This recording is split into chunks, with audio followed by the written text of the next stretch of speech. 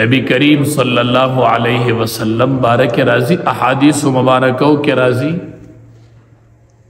د دوالو جہاد نو سردار نام علی حسیر پا یو چٹائے باندی ادو د کجورو د پانو نه جوړه دا اغه چټای باندې د دوالو جهاد نو سردار ودو صحابي راغی چې د دوالو جهاد نو سردار را پاسې نو وجود باندې نخي جوړ شي اغه چټای په نازبین وجود کې نخي کړي وي نو صحابي د دوالو جهاد نو سردار ته فرمایي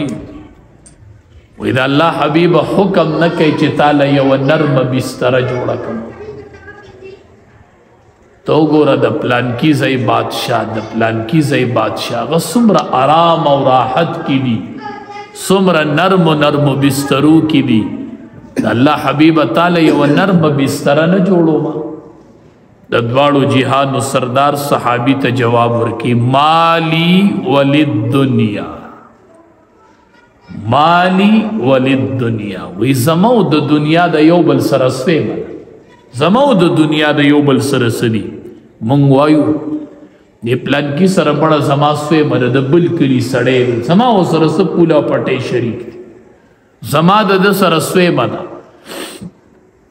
د دوالو جهاد نو سردار فرمای مالی وللدنیا زمو د دنیا د یو بل سره سوی مده زما د دنیا د یو بل سره تعلق نشته هو الا کراکبن زمو د دنیا تعلق چې دیغه پشان د یو سور دی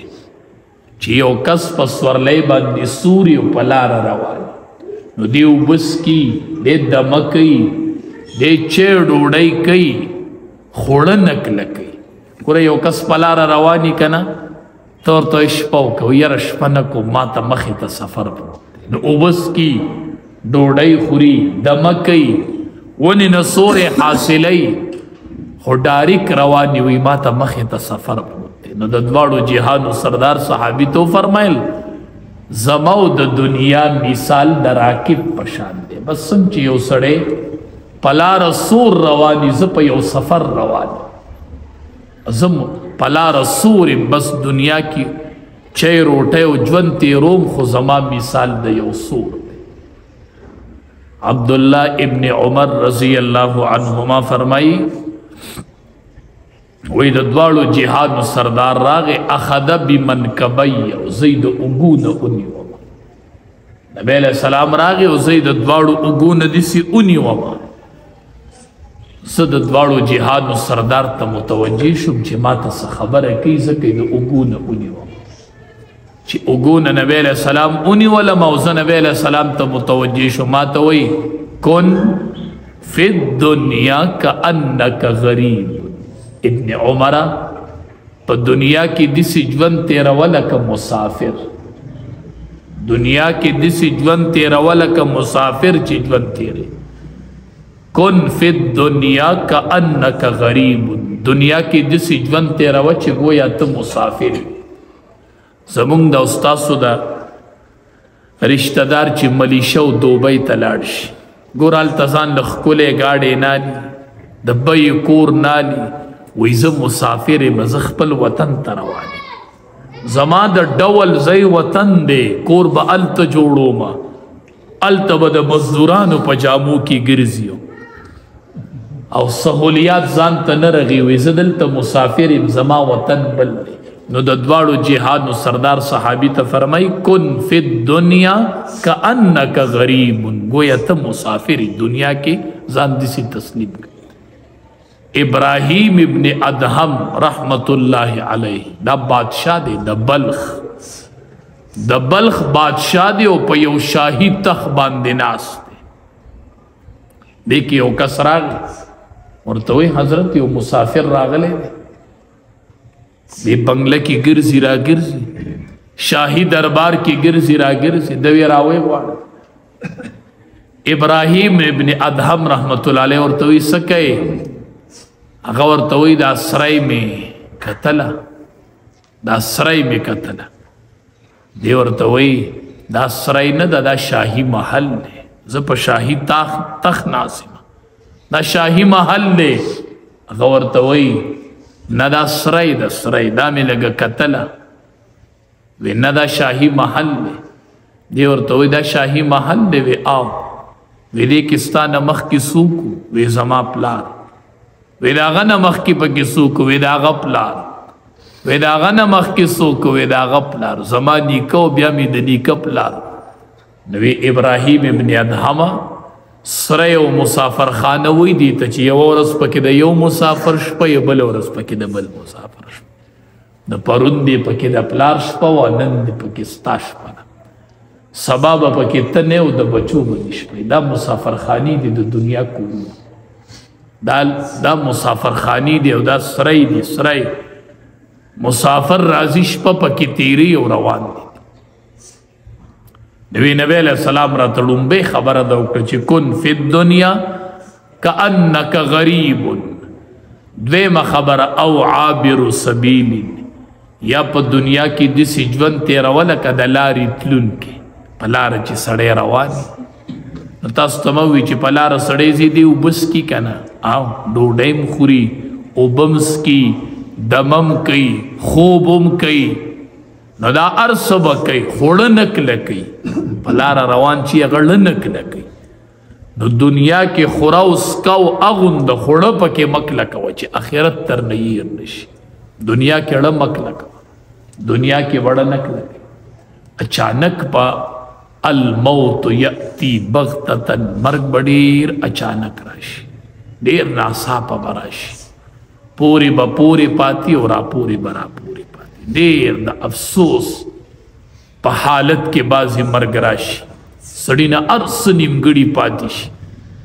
د سړي ارمانونه نیمګړي پاتې شي نیمګړي ارمانونه دا دنیا د نیمګړو ارمانونه دا هر څه به نیمګړي کېږي د دنیا په یو شي به مړه نه مطمئن چې کله نبی کریم صلی الله علیه وسلم صلح حدیبیه وکړله مشهوره صلح ده شرایط پاغې کې توی شو چې د مسلمانانو نه څوک کافرانو له راشي نو دی به واپس کېږي د کافرانو نه چې څوک مسلمانانو له راشي نو دی به واپس کېږي دا به مونږ له راکوئ دا شرط پکې توی شو او چې د دینه اپله راشي دی به نه واپس کېږي صحیح خو چې کم کس د کافرانو نه راغی هغه به مونږ ته واپس کوئ دا په شرایطو کې و نبی علیہ السلام وی ټیک چې څنګه صلح وشوله دې کې یو کس ایمان راوړ ابو بصیر رضی الله تعالی عنه نومې دی هغه ایمان راوړ راغی چې د دواړو جهادو سردار خواته کېناست نبی علیہ السلام ورته وی ما خو صلح کړې صلح کې شرط دو چې د کافرانو نه څوک مسلمانانو له راغی مسلمان شو دی به واپس کېږي مسلمانان به ځان سره نه ایساري ته واپس هغه وی د الله حبیبه زه خو نه ځم ما ایمان راوړی دی ما خو قوم نه پرېږدي زه چېرته لاړ شم نبی علیہ السلام ورته زه دین نه پرېږدم ما شرایط لیکلي دي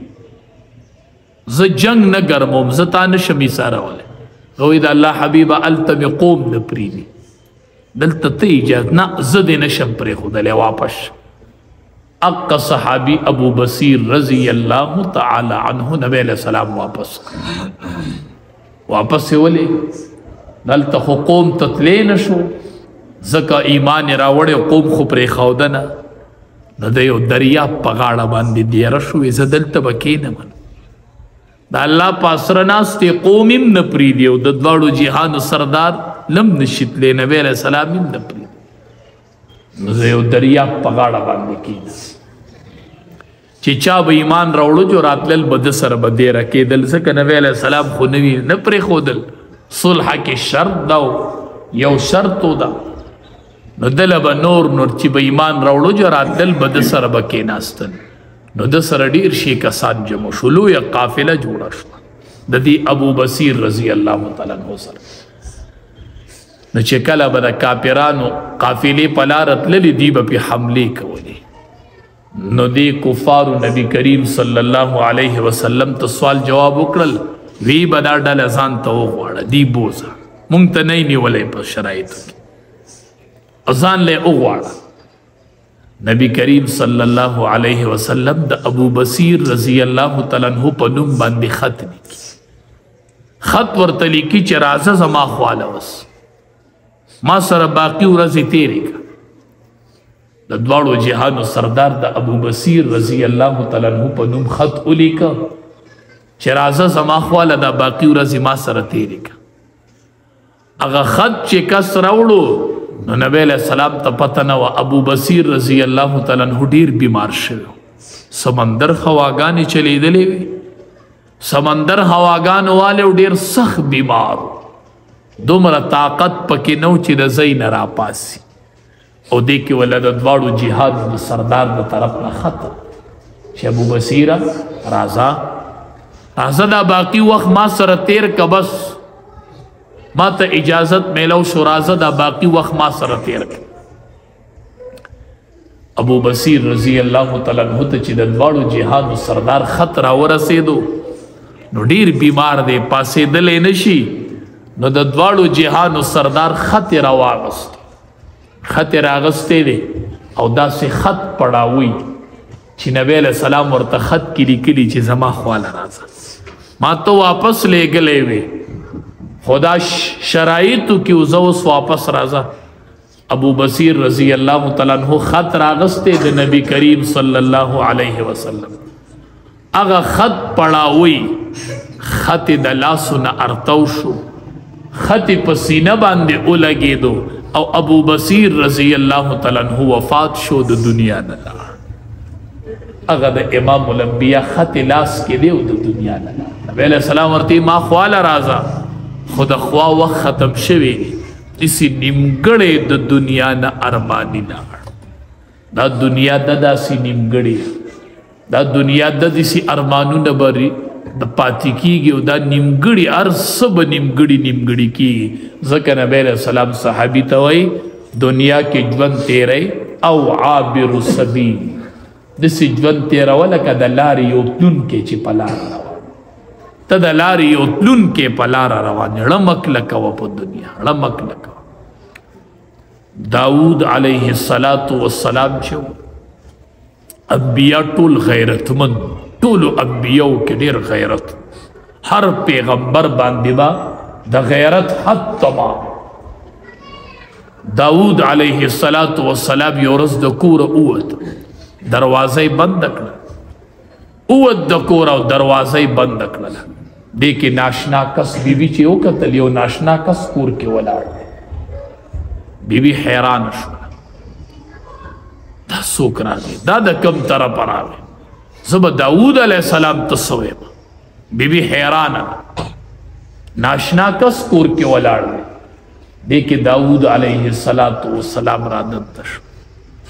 چې داود علیه السلام راغی، داود علیه السلام چې ولید ناشنا کس ولاړ دی، وی من انت،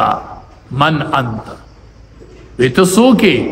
هغه ورته وی انا الذي لا اهاب الملوک، زه هغه کس یم چې زه د بادشاهانو نه یم، هغه کس یم چې ما پردي نشي ایسارولی، آبادي مې نشي ایسارولی، د بادشاهانو نه نه یریږم، لا اهاب الملوک، بادشاهانو نه یره نه کوم، ما تا د بادشاه نه یریږم. داود علیه السلام ورته وی ښه مرحبا مرحبا، ته خو ملک الموت چې د بادشاهانو نه نه یریږي او پردي دې نشي منع کولی، نو ته خو ملک الموت راغلی، مرحبا مرحبا، په خیر علي، بیا خو په خیر علي، بیا خو په خیر علي، بیا خو ته ملک الموت داسې فرشته ده چې د بادشاهانو نه نه یریږي، داسې فرشته ده چې په آبادۍ پروا نشته. وی زه بادشاهانو نه نه یریږم، ما آبادي او پردي او شیشې نشي منع کولی. نو داود علیه السلام ورته وی بیا خو مرحبا، بیا خو په خیر علي، بیا خو ته ملک الموت. وی او زه ملک الموت یم او دا فرشته راغلی وه او د داود علیه السلام نه روح اغستو، د روح د پاره راغلی وه، روح یې ترنه واغستو او واپس لاړله. دا فرشته دا داسې فرشته ده چې د بادشاهانو نه نه یریږي، آبادي او پردي نشي منع کولی. اذا جاء اجلهم لا يستأخرون ساعة ولا يستقدمون. چې نیټه راله بیا به پکې اسمي ډېرې سختې راته پرتې دي، ډېرې سختې، ډېر سخت حالت مونږ ته مخې ته پروت دی. ګوره ډېر سوچ کوئ، ډېرې دعاګانې کوئ، وایي خدایه اخره خاتمه مې په ایمان کې. نبی علیه السلام چې به لښکر لیږه، لښکر به یې رسختو د دواړو جهان، وی استودع الله، زه تاسو د الله په امان کې سپارم. اخیره به ورته وي زه تاسو له دعا کوم چې الله اخیره خاتمه نیکو اعمالو کې. پته نه لګي چې زنکدن به څه حالت کې راځي، څنګه حالت به وي، کم حالت کې برانه روح خیږي او څه سختی وي. بی بی عائشہ رضی اللہ تعالی عنہا فرمائی وی د دواړو جهانو سردار د زنکدن حالت چې شروع شو نو یو لوښی مخې ته پروت و، هغې کې اوبه وې. نبی علیہ السلام به هغه لوښي کې داسې لاس لون کو، داسې به یې راښکته وی لا اله الا الله ان للموت سکرات، لا اله الا الله ان للموت سکرات، نشته دی لایق د عبادت سوا د الله نه، د مرګ ډېرې سختۍ دي، د مرګ ډېرې سختۍ دي. لا اله الا الله ان للموت سکرات، بېشکه د مرګ ډېرې سختۍ دي او د مرګ ډېرې چپي. بس دقه دعا به یې کوله او لاس به یې لمده و، داسې به یې په مخ راښکه او دعا به یې کوله اللهم هون علی سکرات الموت. دا دعا کوي ښه، اللهم هون علی سکرات الموت، یا الله په ما د مرګ هغه سختۍ اسانه کړي، خدایه په ما د مرګ سختۍ اسانه کړي، زما زنکدن اسان. اللهم هون علی سکرات الموت، یا الله د مرګ سختۍ او چپی را باندې اسانه کړي، الله په ما اسانه کړي. دومره سخت حالت د مرګ، ډېر سخت حالت. عمر ابن العاص رضی اللہ تعالی عنہ دا یو صحابی دی، د زنکدن ټیپ شروع شو نو بچی راغی خواته ورسره کېناست. پلاره تا به یوه خبره کوله، پلاره تا به یوه خبره کوله چې یو عقلمن کس پکار دی چې ما ته د مرګ د حالت وایي چې په ده باندې په دې ټیم څه تېرېږي، چې په ده باندې په دې ټیم څه تېرېږي. وی تا به دا ویلي اوس ستا د زنکدن حالت دی، په تا څه تېرېږي ته ما ته ووایه. تا به دا ارمان کوه، تا به وی یو عقلمن پکار دی چې ما ته د مرګ حالت بیان کړي چې په ده څه تېرېږي.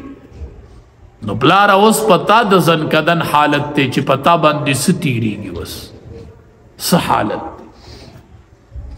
عمر ابن العاص رضی اللہ تعالی عنہ ورته وی دا د بیان ټیم نه دی، زه نشم بیانولی، بس زه دې ټیم کې بیان نشم کولی، خو ما ته داسې محسوسیږي که نه لکه چې د پلانکې غر چا راغستی دی او زما د سینې د پاسه ایښی، ما ته داسې سختي محسوسیږي لکه دا غر چې مې د سینې د پاسه پروت دی. په داسې حالت کې یم نو دومره بوج محسوسومه چې لکه دا پلانکې غر چې مې د سینې د پاسه پروت دی، دومره بوج دی را باندې، دومره سختی دی را باندې د زنکدن. نو مونږ او تاسو ته مخې ته ډېرې د زنکدن سختۍ پرتې. خدای زنکدن به په کم حالت کې وي، سا به په کم حالت کې خیږي، الله ته به په کم حالت کې مخامخ کیږو، کم حالت خو وي، مرګ به په کم حالت کې راځي. ډېرې سختۍ پرتې، ډېرې دعاګانې کوي الله اخره خاتمه په ایمان کې. او اللهم هون علی سکرات الموت، الله په ما د مرګ چپې اسانه کړي. بختور خو صحابه چې دنیا کې ورته د دواړو جهانو سردار د جنت زیر، ته جنتی ته جنتی. صحابه ته یو ورځ وی لکل نبی رفیق، د هر نبی ملګری، د هر نبی ملګری، ورفیقی زما ملګری پیژن. صحابه ته وی زما ملګری درته معلوم دی، ورفیقی زما ملګری یعنی فی الجنت په جنت کې عثمان رضی اللہ تعالی عنہ. صحابه په جنت کې به زما ملګری عثمان رضی اللہ، دا زما د جنت ملګری دی. جنت کے با مو عثمان رضی اللہ تعالیٰ عنہ ملگری مو عثمان رضی اللہ تعالیٰ عنہ با ملگری تا زما دا جنت ملگرے پا دنیا کی ورطا دواڑو جہاد و سردار زیری بو ابو بکر صدیق رضی اللہ تعالیٰ عنہ دا نبی علیہ السلام نے تپوس کی یو رض ابو بکر صدیق رضی اللہ تعالیٰ عنہ را دند شو نبی علیہ السلام چولی دو ورطوئی انت عتیق اللہ من النار تا ازاد شوی دا اللہ دور تا ازاد شوی صحابی دور عتیق فیومئذ سمی عتیقا بی بی عائشہ رضی اللہ تعالیٰ عنہ فرمائی دا اغی ورزینا پس پزما پلار تا خلقو عتیق وی عتیق مانا دا جہنم دور نخلاص صحابی را روان ازاد شوی صحابی مختور خو صحابو چی دنیا کی پی زیری رالن نبی علیہ السلام بویت جنتی عشرائی مبشرہ لس صحابہ چی دنیا کی پی دا جنت زیری رالن عشرائی مبشرہ ورطا ابو بکر صدیق رضی اللہ تعالیٰ عنہ عرض نبی کریم صلی اللہ علیہ وسلم نے تپوس اذا اللہ حبیبہ جنت تا چی خلق داخلی ار سڑے با پا یو خاص دروازہ داخلی گزار چی رچا منزون ڈیری ابا دا منزون پا دروازہ چا روجی ڈیری اغا پا باب الریان داخلی اخو با مختلف دروازوں باندے با خلق داخلی گی ویدہ اللہ حبیبہ دسی با پا کسو کی چی پا ار دروازہ با داخلی دیش دسی بم سو کی چی پا کم دروازہ داخلی گی داخلی دے بشی دوارو جہاد سردار ورطا فرمائی وَأَرْجُو أَن تَكُونَ مِنْهُمْ زما امید دارے چی تب اداک کے خلقو نہیں یا صرف تی چی پا ار دروازہ با داخلی دیش پا ار دروازہ ویتا چی کل چی ابو بکر صدیق رضی اللہ تعالیٰ عنہ جنت تزی او دا جنت دتلو ٹیم راشی نو ہر دروازہ بوئی مرحبا مرحبا مرحبا پخیرہ لی پخیرہ لی پخیرہ لی دن چی زمون پا دنیا کی دو درے تن استقبالو کی وی خیر آلے پا خیر آلے منگ سمرا خوشحال شو او دا ابو بکر صدیق رضی اللہ تعالیٰ عنہ چی جنت تزی ہر دروازہ باورتوی مرحبا مرحبا مرحبا پا خیر آلے پا خیر آلے دا جنت طولی دروازی با استقبال ہر دروازی دا طرف دا باورتا آواز رازی نو داخلی کی با ابو بکر صدیق رضی اللہ تعالیٰ عنہ پا یو دروازہ خدا بدا اللہ را طرف نا یو اعزازی دا دا چی دا جنت ہر دروازہ باورتا آواز کی مرحبا مرحبا مرحبا پخیر آلے پخیر آلے پخیر آلے بختور صحابو چیزان لے دنیا کی دا آخرت سوداگانی وقت نبی کریم صلی اللہ علیہ وسلم یو رز میلمو مسجد تیویدہ بسوک بوزی صحابی ورطوی زبائی بوزی اگا میلمہ صحابی روان کو کورتے بوزتو چلار کور بی بی نے تپوس کی خوراک وی بس دم ردے چستا استاد بچو بوشی میلمہ خونکی ویزا رنا بمڑکو زو زما بچی با گزارو کو پا میلمہ بدا ڈوڑے ہو میلمستی دا میلمہ اکڑل او زانی اگے پری خود خپل برخ روٹی پا میلمہ اکڑل سار چراغی نبی علیہ السلام فرمائی لنکے صحابی سشو ای ریدو ما میلمہ بولے و چرتمانا کمے کو تاہے شوے دے یریدو دا دوارو جہانو سردار ورطاوئی ستا میل مستیا اللہ قبول اکڑل او دا اسمان نماتا وحیرانا دا یؤسرون علی انفسهم ولو کان بیہم خصاصا کدید لوگی پا حالت کی خبل لپزاد باندی ترجیح ورکی ستا میل مستیا اللہ قبول کردی دا ماتا دا اسمان نا وحیرانا صحابو با دیسی میل مستیا کرو دیسی اعمال بے کرو دوارو جہاد و سردار فرمائی چاچی میلمت بالغ کے خود بالغ چاچی میلمت بالغ کے خود اللہ بدا سڑے ضرور بخی اللہ بھائی ضرور بخی چی دے قدر میلمتا پہی صحیح نیت باندے بالغ کی دی چې د میلمه اکرام وکړي او بالغ ورته کیږي د دواړو جهادو سردار فرمایي وایي دا سړی به الله ضرور بخي ضرور د دواړو جهادو سردار فرمایي من کان یؤمن بالله والیوم الاخر څوک چې په الله او په ورځ د آخرت ایمان ساتي فلیکرم ضیفه دې د خپل میلمه اکرام چې الله مني او آخرت مني نو فلیکرم ضیفه دې د میلمه اکرام دې د میلمه عزت کوي د دې میلمه په وجه به الله دا سړی بخي په دې خدمت په الله بخي به هر صورت په دنیا کې په هیڅ شي باندې نه نازیږو د دنیا نه اخر تک دی په دنیا کې آبادی کول وی دا د پول د پاسه آبادی کول چې سړی د پول د پاسه څه کوي آبادی کوي دا دی وخت ضایع کوي ها د پول د پاسه آبادی کول دا وخت ضایع کول دنیا کې ړک لکول دا د پول د پاسه آبادی کول دا غټ غټ بلډینګان جوړول دا د پول د پاسه آبادی کول دا وخت ضایع کول دا وخت ضایع کول رب العالمین دی مونږ د آخرت سوداګر کی و آخر دعوانا ان الحمد لله